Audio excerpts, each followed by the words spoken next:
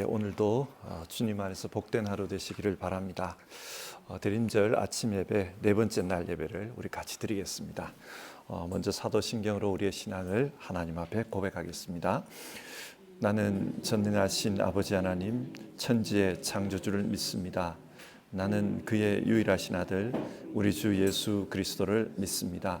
그는 성령으로 잉태되어 동정녀 마리아에게서 나시고 본디오 빌라도에게 고난을 받아 십자가에 못 박혀 죽으시고 장사된 지 사흘 만에 죽은 자 가운데서 다시 살아나셨으며 하늘에 오르시어 전능하신 아버지 하나님 우편에 앉아 계시다가 거기로부터 살아있는 자와 죽은 자를 심판하러 오십니다.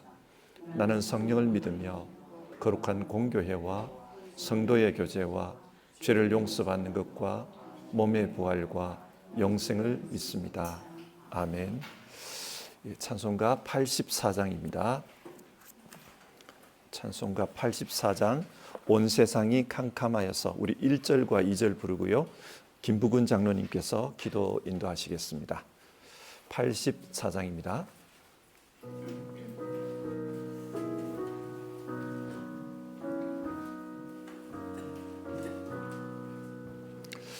온 세상이 캄캄하여서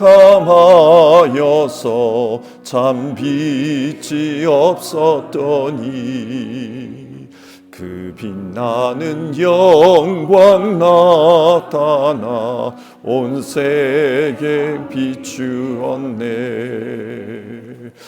영광 영광의 주 영광 영광의 주 밝은 그 빛 내게 비추었네. 영광 영광의 주 영광 영광의 주 이 세상에 비친 오직 주 예수님. 주 말씀을 믿는 사람은 그 마음이 시원하고 주 명령을 준행하는 자 그 길이 환하겠네. 영광 영광의 주 영광 영광의 주 밝은 그 빛 내게 비추었네. 영광 영광의 주 영광 영광의 주 이 세상에 비친 오직 주 예수님. 아멘.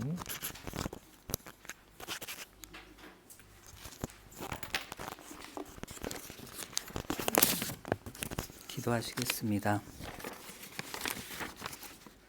보아라, 동정녀가 잉태하여 아들을 낳을 것이니 그의 이름을 임마누엘이라고 할 것이다. 사랑과 은혜가 충만하신 아버지 하나님, 죄인들을 사랑하셔서 죄 가운데 죽어가는 저희를 구원하시고자 독생자 예수 그리스도를 이 땅에 보내주신 아버지 하나님께 영광과 찬양을 드립니다. 하늘의 모든 영광과 존귀를 내려놓으시고 이 땅에 낮아져 오셔서 죄인들과 함께 하시고자 죄인들을 섬기러 오신 임마누엘 예수님을 찬양합니다.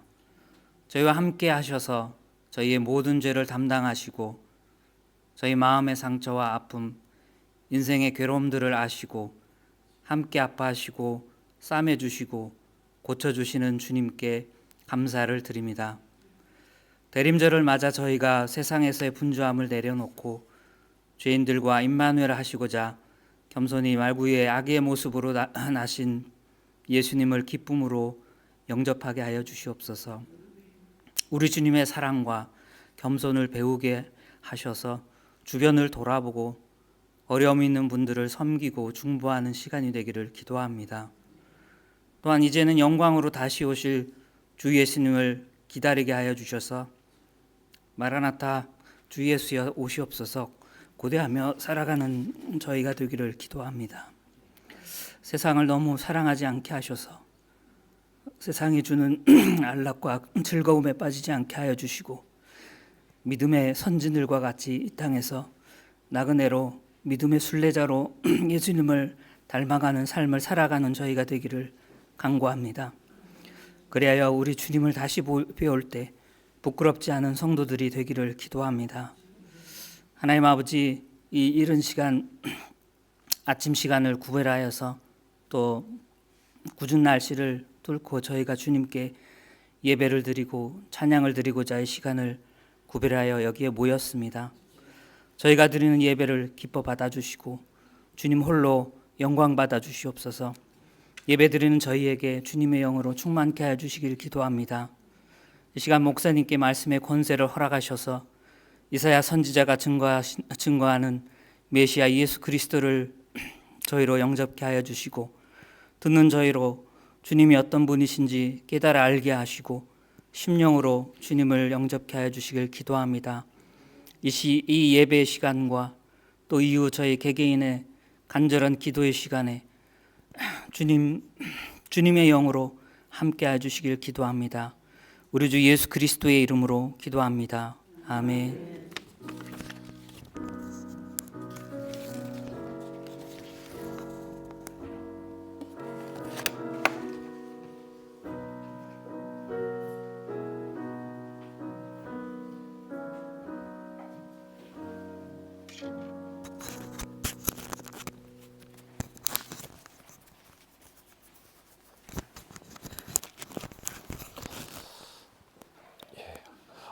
오늘 아침에 우리 함께 읽으실 성경 말씀은요, 이사야서 11장 말씀입니다. 이사야서 11장. 구약 성경, 제가 가지고 있는 성경으로는 988페이지에 있습니다. 이사야서 11장 1절부터 해서 9절까지 말씀을 우리 교독해서 읽겠습니다. 이사야서 11장 1절에서 9절 한 절씩 읽고 마지막 절 같이 읽겠습니다. 1절입니다. 이새의 줄기에서 한 싹이 나며 그 뿌리에서 한 가지가 자라서 열매를 맺는다. 주님의 영이 그에게 내려오신다. 지혜와 총명의 영, 모략과 권능의 영, 지식과 주님을 경외하는 영이 그에게 내려오시니 그는 주님을 경외하는 것을 즐거움으로 삼는다. 그는 눈에 보이는 대로 재판하지 않으며 귀에 들리는 대로 판결하지 않는다. 가난한 사람들을 공의로 재판하고 세상에서 억눌린 사람들을 바르게 논지한다. 그가 하는 말은 몽둥이가 되어 잔인한 자를 치고 그가 내리는 선고는 사악한 자를 사형에 처한다. 그는 정의로 허리를 동여매고 성실로 그의 몸에 띠를 삼는다. 그때는 이리가 어린 양과 함께 살며 표범이 새끼 염소와 함께 누우며 송아지와 새끼 사자와 살찐 짐승이 함께 풀을 뜯고 어린아이가 그것들을 끌고 다닌다. 암소와 곰이 서로 벗이되며 그것들의 새끼가 함께 눕고 사자가 소처럼 풀을 뜯는다.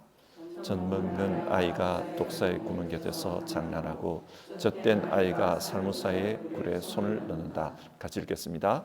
나의 거룩한 산 모든 곳에서 서로 해치거나 파괴하는 일이 없다.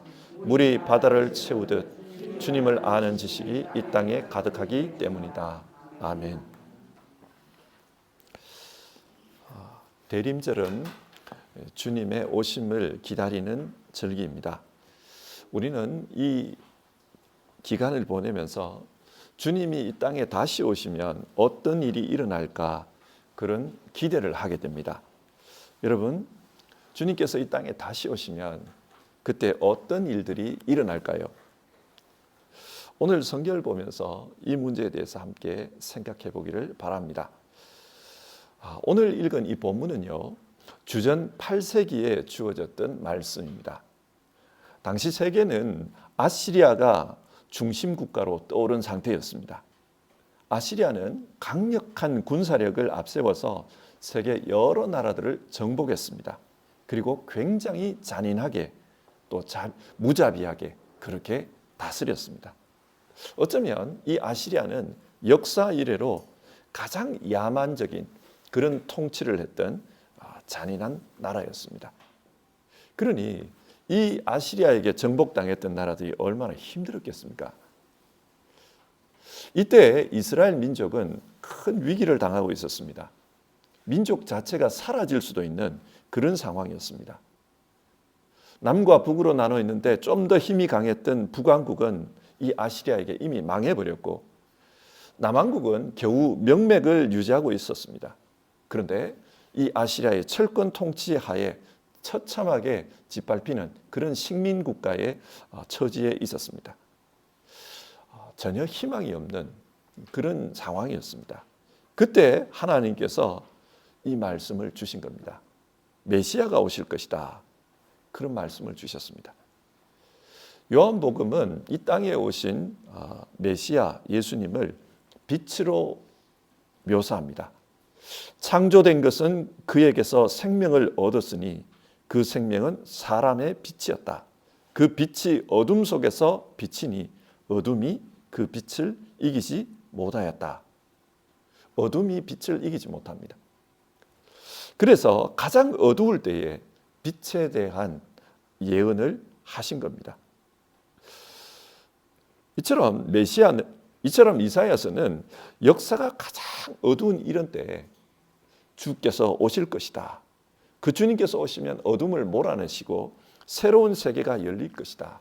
그러니 그 주님을 믿는 믿음으로 이 어두운 역사를 살아남자. 그렇게 말하고 있는 겁니다. 자, 그러면 이사야가 지금 예언하고 있는 이 메시아는 어떤 분입니까? 1절을 보시면요. 그는 이새의 줄기에서 나온 한 싹이라고 합니다. 여기서 줄기로 번역된 말은 그루터기를 의미합니다. 그루터기는 나무를 잘라내고 나면은 밑둥치만 남지 않습니까? 그게 그루터기입니다. 그러니까 이새의 줄기, 즉 이새는 다윗의 아버지니까 다윗 왕조는 망해버렸다는 거예요. 망해버릴 것이다. 그런 이야기입니다. 사무엘하서 7장을 보면은 다윗과 하나님 사이에 언약을 맺는 내용이 나옵니다. 이것을 흔히 다윗 언약이라고 하는데 다윗의 몸에서 나올 자녀를 통해서 나라가 영원하도록 하겠다. 하나님께서 그런 약속을 주셨습니다. 그런데 지금 역사의 현실이 어떻습니까? 그루터기만 남을 거다. 이 말을 해요. 나라가 잘린다는 겁니다. 그러니까 다윗 왕조가 잘려진 나무처럼 그렇게 생명을 잃게 될 것이다. 왕조가 단절될 것이다. 그 이야기를 하고 있는 겁니다. 자, 그러면 하나님께서 다윗에게 하셨던 그 언약은 거짓말이었던 겁니까? 그렇지가 않습니다. 오늘 성경을 보면 그 잘려져 버린 나라, 망해버린 그 나라에서 한 싹이 나올 것이다. 새 싹이 나온다는 거예요. 오늘 본문을 보면 이 싹이 나와서 새로운 시작을 알릴 것이다. 그렇게 말하는데 싹으로 번역된 이 말은 히브리어 넷제르입니다. 이 넷제르라는 단어는 성경에서 메시아를 가리키는 굉장히 중요한 단어입니다. 예를 들어 스가랴 3장 8절에 이런 말씀이 나옵니다. 여호수아 대제사장은 들으라. 내가 이제 새싹이라고 부르는 나의 종을 보내겠다. 이 여호수아 대제사장은 바벨론 포로에서 돌아왔을 때 그때 이스라엘 국가를 이끌던 지도자입니다. 그 지도자에게 하나님께서 주신 말씀이 이제 새싹이라는 나의 종을 보내겠다. 그런 말씀을 합니다. 여기서 새싹은 주님을 가리킵니다. 그리고 마태복음 2장 23절 아기 예수님께서 헤롯 왕 때문에 이집트로 피난을 갑니다. 요셉과 마리아가 아기를 데리고 이집트로 갔다가 이 헤롯 대왕이 죽었다는 소식을 듣고 이스라엘로 다시 돌아오게 됩니다. 그래서 나사렛에 가서 살았다는 겁니다. 그때 이런 말씀이 주어져요. 이리하여 예언자들을 시켜서 말씀하신 바 그는 나사렛 사람이라고 불릴 것이다 하신 말씀이 이루어졌다. 당시 사람들이 예수님을 부르던 호칭은 나사렛 예수였습니다. 그런데 이 호칭의 유래가 어디에서 비롯되었는가? 예언자들이 한 예언의 말씀에서 비롯되었다. 그렇게 말합니다.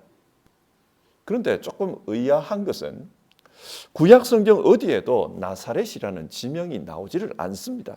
한 번도 안 나와요. 그래서 성경을 연구하시는 분들이 좀 당황스러워했습니다. 나사렛이 안 나오는데 왜 나사렛 사람이라고 불릴 것이라는 그 말씀이 이루어졌다고 하는가 고민을 했어요. 그러다가 내린 결론이 오늘 본문입니다. 오늘 본문의 새싹 넷제르가 나사렛의 기원이라는 겁니다. 그러니까 이 넷제르로 오신 그분에 대한 말씀이다. 이렇게 결론을 내렸어요. 자, 이렇게 보면 오늘 우리가 읽은 이 본문은요, 오실 예수님에 대한 메시아적 예언의 말씀입니다. 그러므로 1절을 다윗 왕조가 망하고 새로운 새싹이 나올 것이다. 그리고 그분이 새로운 하나님 나라를 이룰 것이다. 그런 말씀으로 우리가 해석하고 받아들일 수 있습니다. 그런데 이 새싹으로 오시는 메시아는 기존에 있었던 왕들과는 전혀 다른 모습으로 오십니다. 어떻게 다른 모습으로 오는가? 이사야서 53장 2절인데요. 그는 주 앞에서 자라나기를 연한 순 같고 마른 땅에서 나온 뿌리 같아서 고운 모양도 없고 풍채도 없은즉 우리가 보기에 흠모할 만한 아름다운 것이 없도다. 연한 순 같은 모습으로 오신 이 새싹이신 예수님은 세상 사람들이 흠모할 만한 그런 아름다운 모습이 아니라는 겁니다. 사람들은 다윗의 후손으로서 영광 속에서 오실 것이라고 기대했습니다. 그러나 그렇지가 않아요. 왜 그렇게 흠모하지 못할 그런 아름답지 않은 모습으로 오십니까? 이사야서 53장 말씀은 그가 찔림은 우리의 허물 때문이요 그가 상함은 우리의 죄악 때문이라 그 말을 합니다. 이 새싹으로 오시는 메시아는 우리의 죄를 감당하실 분입니다. 그래서 어떻게 보면 어려운 모습, 흉측한 모습으로 이 땅에 계실 것이다 그 말을 합니다. 하지만 그분으로 말미암아 많은 열매가 맺힐 것이다. 이사야서 11장 1절을 다시 보면요. 그 뿔에서 한 가지가 자라서 열매를 맺는다. 그렇게 말합니다. 이분으로 말미암아서 풍성한 열매가 맺힐 것이다. 마치 겨자씨 비유에서 말씀하신 것처럼 정말 작은 것에서 엄청나게 많은 열매가 맺힌다는 겁니다. 그래서 열방의 많은 사람들이 하나님에게로 돌아온다는 거예요. 9절에서 말하는 것처럼 물이 바다를 채우듯이 주님을 아는 지식이 땅에 가득하게 될 것이고 그래서 많은 사람들이 하나님께로 돌아올 것이다. 많은 열매가 맺히게 할 것이다. 그렇게 말씀합니다. 그리고 2절을 보면 이 메시아에게는 하나님의 영이 임재할 것이다. 그렇게 말합니다. 지혜와 총명의 영, 모략과 권능의 영, 지식과 주님을 경외하게 하는 영이 임할 것이다. 그러니까 이 메시아께서는 하나님의 영으로 이 세상을 다스릴 것이다. 그 말입니다. 그렇게 다스리면 어떤 모습이 됩니까? 3절부터 5절까지 이 메시아께서 이 세상을 다스리는 모습이 기록되어 있습니다. 메시아는 이 땅에서 눈에 보이는 대로 재판하지 않고 귀에 들리는 대로 판결하지 않을 것이라고 했습니다. 이게 무슨 말이냐? 여러분 이 시대가 어떤 시대라고 했습니까? 아시리아가 세상을 다스리는 때입니다. 그래서 유대를 다스리는 사람들도 이 아시리아의 허수아비 같은 사람들이에요. 그 사람들이 세상의 여론을 주도합니다. 그 사람들이 나라를 이끌어갑니다. 자, 그러면 그 나라가 어떤 모습일까요? 권력을 잡은 사람들이 여론을 주도해서 국정을 이끌어가면은 자기에게 불리한 말은 하지 않습니다. 늘 자기들은 잘한다 그런 말만 해요. 그렇게 여론을 따라가다 보면은 세상에 소외된 자, 힘없는 자 이런 사람들은 억울하게 된다는 겁니다. 온전한 판결을 받지 못한다. 눈에 보이는 것과 귀에 들리는 이 여론만 보면은 세상은 그럴듯하게 보일 거라는 겁니다. 그런데 그 그늘에 가려져 있는 사람들, 소외된 자들, 힘없는 사람들은 억울함을 가지고 살게 되는 겁니다. 그런데 메시아는 눈에 보이는 것, 귀에 들리는 것, 그것만으로 판단하지 않는다고 말합니다. 그러면 어떻게 판단하는가? 4절을 보면은 공의로 재판을 할 것이다. 그렇게 말합니다. 당대에는 불의한 통치자들이 사회적 약자들을 수탈해야 되기 때문에 불공평하게 판결을 내렸습니다. 그래서 빈익빈 부익부, 이 빈부의 차가 점점 커지고 있었습니다. 사람들의 원망 소리가 그치지 않았습니다. 이런 상황 속에서 메시아는 공의로 재판할 것이다. 그리고 5절, 정의로 다스릴 것이다. 그렇게 말합니다. 구약 성경을 읽다 보면은 공의와 정의라는 말이 아주 빈번하게 나옵니다. 공의가 무엇일까요? 이 히브리 말로 보면 ጼ다카라는 말인데 하나님의 언약에 성실한, 충실한 그것을 의미합니다. 이걸 영어로 번역하면 righteousness, 옳은 것, 올바르게 사는 것, 그렇게 옮길 수 있습니다. 그리고 정의는 미슈파트라는 단어인데요. 영어로 옮기면 justice입니다. justice. 올바르게 법을 집행하는 겁니다. 그래서 공정한 사회가 되도록 만들어주는 것. 그게 미슈파트입니다. 이렇게 공의와 정의가 세상에 실현됨으로 말미암아서 이 나라가 달라질 것이다. 메시아가 오시면 달라질 것이다. 그런 말씀을 하고 있습니다. 자, 여러분, 예수님께서 세상에 오셨을 때 왜 그 당시에 제사장들과 그리고 율법학자들과 같은 그런 사람들에게 관심이 없고 왜 약자들에게 그들에게 찾아갔는가? 우리는 그걸 여기서 발견할 수가 있어요. 당시 여론을 주도하는 사람들은 자기들은 옳다는 거예요. 따라서 우리가 계속해서 세상을 다스리는 게 정당하다. 그걸 밝히려고 하는 거예요. 그런데 주님이 보실 때는 그렇지가 않다는 겁니다.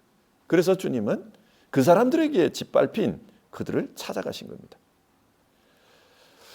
6절에서 9절을 보면은 이렇게 주님께서 다스리면 구체적으로 어떤 나라가 이루어질 것인가? 그것이 묘사되어 있습니다. 이리와 어린 양이 함께 살며 표범과 새끼 염소가 함께 누우며 송아지와 새끼 사자가 함께 풀을 뜯을 것이다. 그런 말을 합니다. 지금 잔인한 아시리아가 통치하고 있습니다. 이 아시리아와 연약한 나라들이 함께 공존하는 건 어려워요. 사자가 양을 물어뜯듯이 그렇게 물어뜯기 때문입니다. 그런데 주님께서 오시면은 세상은 달라진다. 마치 에덴 동산에서 어린 양과 이 이리가 함께 뛰노는 목가적인 그런 모습이 연출될 것이다. 그런 말을 합니다. 적대적인 관계의 동물들이 서로 화평을 이루는 그런 모습이 이루어질 것이다. 그렇게 말합니다. 자, 그런데 여러분 여기서 한번 생각해 봅시다. 이리는 양을 잡아먹는 게 그 본성이에요. 이리가 양을 잡아먹었다고 해서 이 나쁜 이리라고 말할 수 있습니까? 그에게는 그게 본성입니다.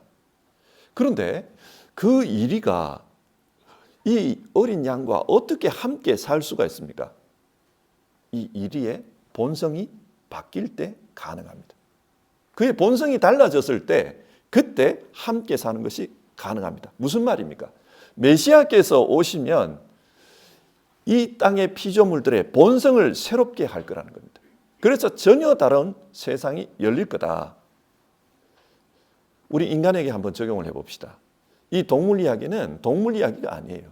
인간 세상을 묘사해 놓은 이야기입니다. 인간에게 왜 비극이 존재합니까? 인간의 비극은 죄에서 비롯되었다. 성경 그렇게 말합니다.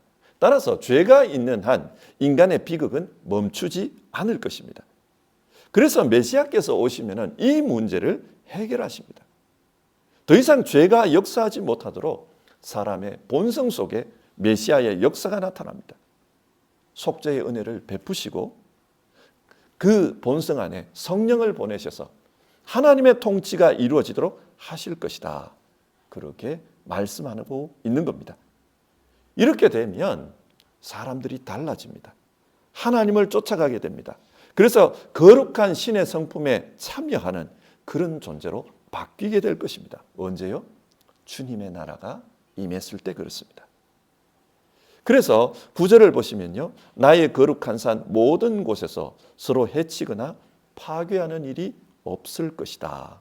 그렇게 말씀합니다. 하나님이 원하시는 그런 샬롬의 나라, 평화의 나라가 이루어질 것이다. 더 이상 강대국도 약소국도 없고 부자와 가난한 자가 서로 물어뜯고 싸우는 그런 다툼도 없을 것이다. 모두가 함께 어울리며 살아가는 하나님의 평화가 이루어질 것이다. 그 말을 하고 있습니다. 자, 이상의 말씀을 한번 정리를 해봅시다. 오늘 성경은 역사의 가장 어두운 때에 빛으로서 주님이 오실 것이다. 그래서 세상을 밝혀주실 것이다. 그것을 말하고 있습니다. 메시아가 오셔서 이 세상의 역사를 바꾸고 하나님의 나라를 다시 시작할 것이다. 잘려져 버린 나라, 하나님께서 기르던 그 나무가 잘려져 버려서 끝나버렸는데 거기서 새 싹을 피워 새롭게 하나님 나라를 이룰 것이다. 그 말씀을 하고 있는 겁니다. 이 말씀을 오늘 우리에게 한번 적용을 해봅시다. 여러분, 예수님께서 이 땅에 오신 이유가 무엇입니까?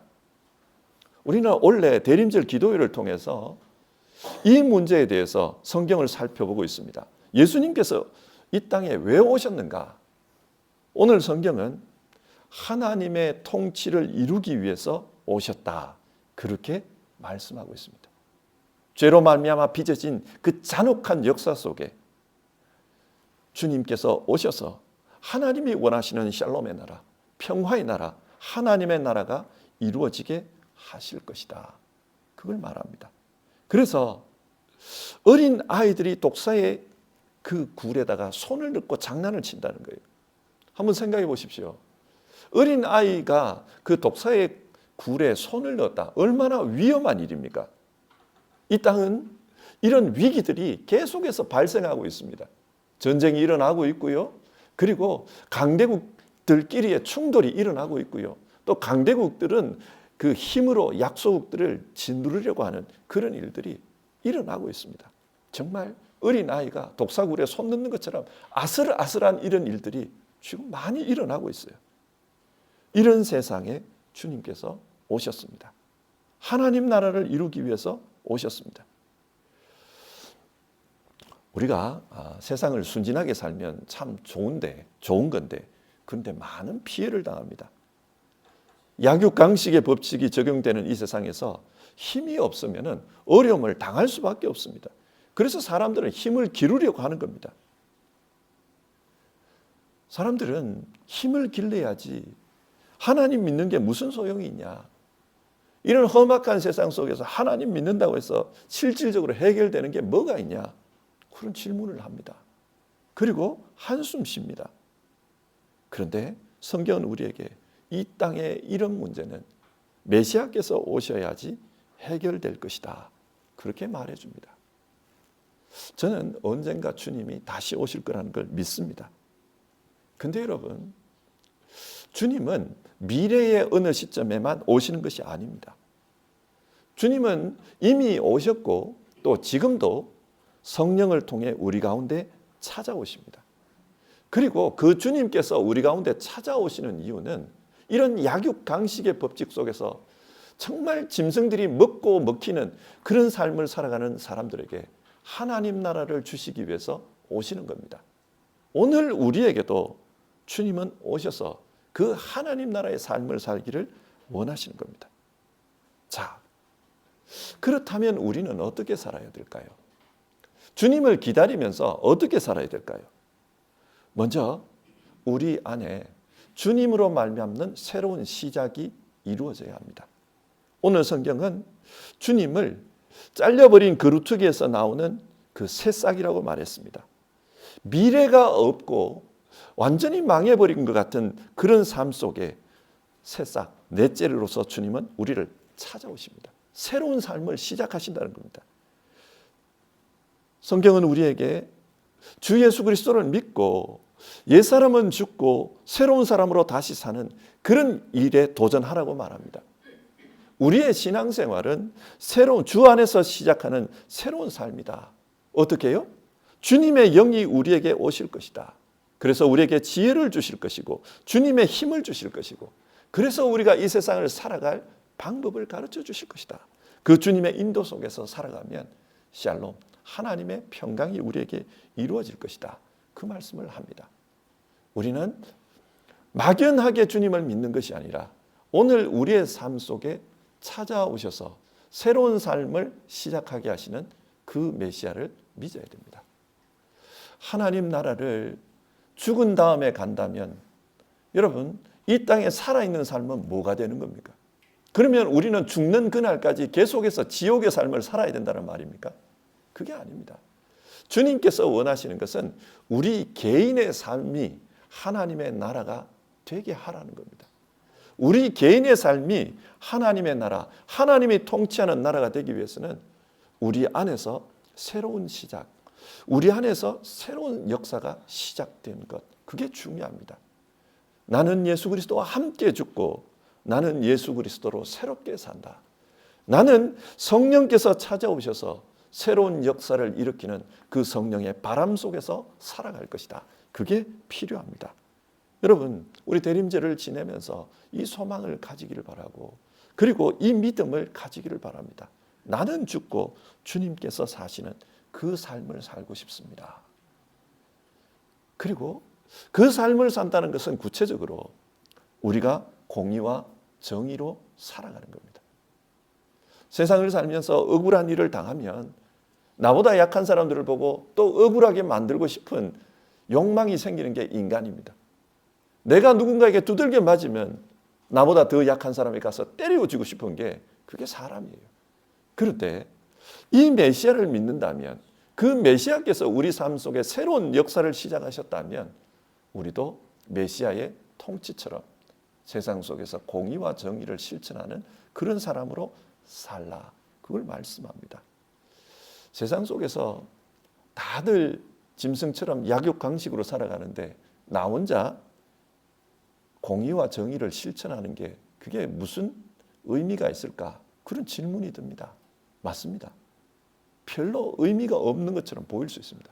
그런데 그렇게 살아야 내 안에 하나님의 나라가 이루어지는 겁니다. 우리 안에 하나님 나라가 이루어지게 하기 위해서 그 하나님의 통치가 나타나게 하기 위해서 우리가 공의와 정의로 살려고 하는 것이지 이걸 산다고 해서 내가 하나님 나라를 만들 수 있는 건 아닙니다. 여러분, 우리가 어떻게 살아야 되는지를 생각했으면 좋겠습니다. 그리고 주님 안에서 주님의 임재가 주는 그 열매를 우리가 기대하면서 삽시다. 우리가 사는 공의로 사는 것, 정의로 사는 것, 하나님의 샬롬을 기대하면서 사는 것, 이게 별로 내 인생에 큰 열매를 맺지 않을 것 같다. 그렇게 생각할 수 있어요. 그리고 실제로 어떤 사람들은 이 땅을 떠나는 그날까지 별로 열매가 없는 것처럼 보이기도 해요. 그러나 우리는 주님의 약속을 믿어야 됩니다. 많은 열매가 맺힐 것이다.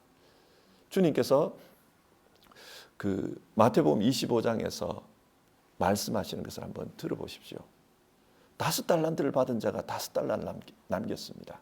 2달란트를 받은 자가 2달란트를 남겼습니다. 언제 주님께서 그것을 판결하십니까?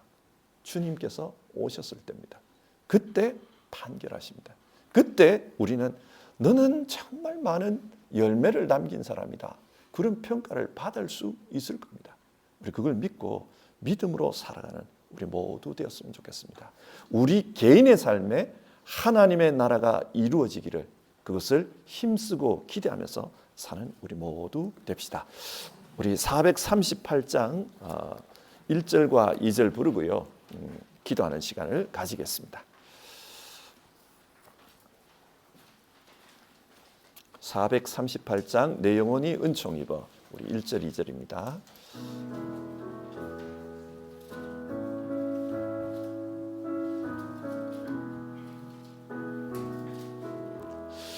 내 영혼이 은총 입어 중한 죄질 벗고 보니 슬픔 많은 이 세상도 천국으로 화도다.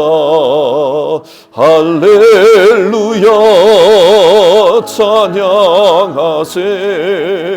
내 모든 죄 사함 받고 주 예수와 동행하니 그 어디나 하늘나라.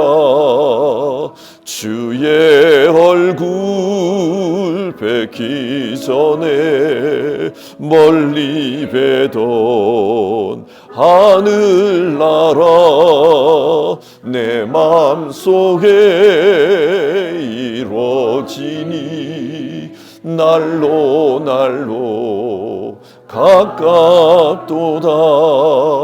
할렐루야 찬양하세. 내 모든 죄 사함 받고 주 예수와 동행하니 그 어디나 하늘나라. 우리 같이 기도합시다. 오늘 말씀은 예수님께서 왜 이 땅에 오셨는가? 우리 안에 하나님의 통치, 하나님의 나라를 이루어주기 위해서 오셨다 말씀합니다.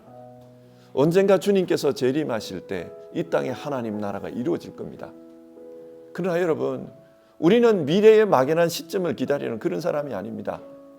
오늘도 성령을 통해서 우리 가운데 찾아오시는 그 주님, 그 주님으로 말미암아 우리의 인생 속에, 내 삶 속에 하나님의 나라가 이루어지는 것이 중요합니다.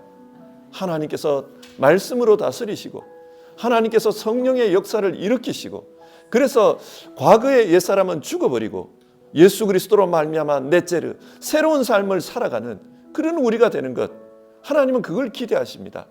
우리가 같이 기도하기를 바라는 것은, 하나님, 내가 지금 살고 있는 이 인생, 믿음으로 살고 있는 이 인생이 하나님의 통치가 이루어지는 하나님 나라의 모습인 줄 압니다. 주님, 슬픔 많은 이 세상이 내 인생 속에서 하나님 나라를 경험하는 인생이 되게 하여 주시옵소서. 주님 뵙기 전에는 너무 멀리 있었던 그 하나님 나라가 오늘 내 마음속에 이루어져서 주님 나와 함께 하신다는 것을 경험하는 인생 되게 하여 주시옵소서. 그 하나님의 통치가 이루어져서 주님의 말씀이 물이 바다를 덮음같이 내 인생을 덮는 그런 인생이 되게 하여 주시옵소서. 주님 소망합니다. 주님의 통치가 온전하게 내 안에서 실현되게 하여 주시옵소서. 우리 그렇게 같이 기도해 봅시다. 사랑하신 하나님 아버지, 주시옵소서. 주님께서 오신 우리 인생 우리 개인의 인생 하나님의 통치 되게 해주시옵소서. 우리 개인의 인생 말씀 되게 하옵소서. 우리의 죄에서 잘라서 아버지 하나님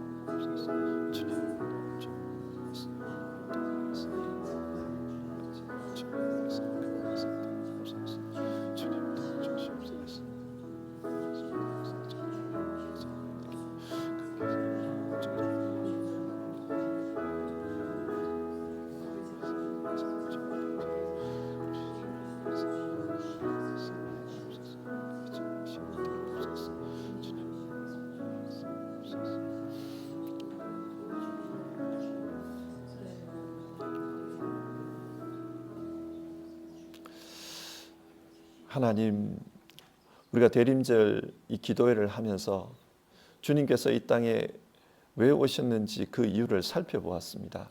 그리고 그 목적을 성취하시기 위해서 다시 오실 그 주님을 우리는 기다립니다. 주님은 이 땅에 하나님의 나라를 가져오기 위해서 오셨다고 했습니다.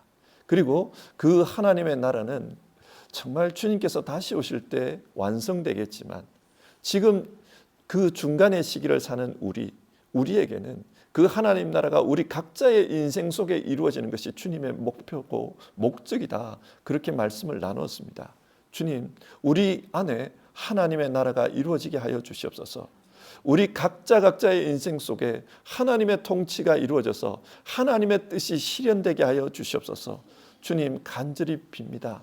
정말 우리의 옛사람은 주님과 함께 잘려져 나가고 우리의 새로운 삶은 주님과 함께 새롭게 시작하는 삶이 되게 하여 주시옵소서. 그래서 지금 내가 사는 것은 과거의 내가 아니요 예수 그리스도와 함께 사는 그 삶이 되는 그런 역사, 그 역사를 우리가 살아가게 하옵소서. 주님, 간절히 빕니다. 주님의 본성을 쫓아서 우리가 살게 하옵소서. 예수 그리스도를 닮아가는 삶을 살게 하여 주시옵소서. 주님의 가르침을 따라서 주님의 말씀으로 사는 우리 되게 하여 주시옵소서. 주님의 말씀이 우리 인생을 덮어서 온전히 우리 인생을 다스리는 그런 역사가 있게 하여 주시옵소서. 주님, 우리 성도님들 이 대림절 보내며 주님의 나라가 내 안에 이루어지고 주님의 통치가 이루어짐으로 내가 정의와 공의를 실현하면서 주님의 뜻을 나타내는 그런 사람으로 살기 원합니다. 기도할 때 주님 함께 하심으로 정말 하나님 나라가 우리에게 손에 잡히듯 가까이 있는 것을 느끼게 하여 주시옵소서. 슬픔 많은 이 세상이 정말로 주님의 샬롬으로 가득한 그런 세상으로 바뀌어지는 역사가 우리 성도님들에게 나타나게 하여 주시옵소서. 우리 주님 예수님의 이름으로 기도드립니다. 아멘. 주기도문 하겠습니다. 하늘에 계신 우리 아버지, 아버지의 이름을 거룩하게 하시며 아버지의 나라가 오게 하시며 아버지의 뜻이 하늘에서와 같이 땅에서도 이루어지게 하소서. 오늘 우리에게 일용할 양식을 주시고 우리가 우리에게 잘못한 사람을 용서하여 준 것 같이 우리 죄를 용서하여 주시고 우리를 시험에 빠지지 않게 하시고 악에서 구하소서. 나라와 권능과 영광이 영원히 아버지의 것입니다. 아멘.